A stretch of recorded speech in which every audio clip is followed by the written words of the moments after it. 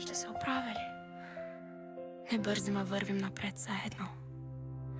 Той влиза бавно с поглед уморен, носейки страх, който не се вижда навън. Животът бърза без него, а тук всяка минута има значение.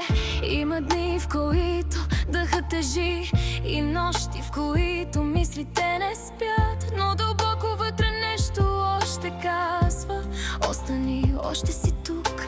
Не всяка битка е с вик, понякога е тиха и дълга, и силата не е в това да не паднеш, а да станеш пак. Ние сме с теб във всяка стъпка напред, ние сме с теб дори когато се страхуваш. Ти не си сама в това, ти не си тази диагноза. Ние сме с теб и ще продължим. Не всеки ден е силен и смел, понекога е просто още една усмивка, един по-добър ден, един дъх повече от вчерашния. Героите не винаги вдигат юмруци, някои просто не се отказват. И в още съм тук има повече смелост от всичко.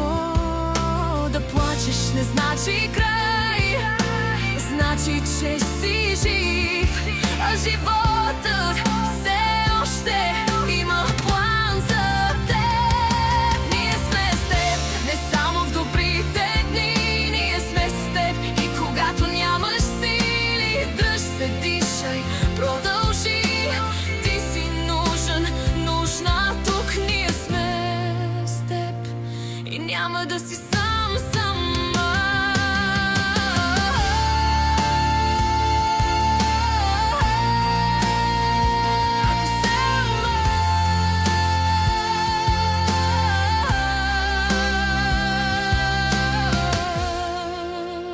Ако се уморя, тогава ще спрем за миг и после пак ще продължим. Понякога куража не е победа, а просто още един ден, и той е достатъчен.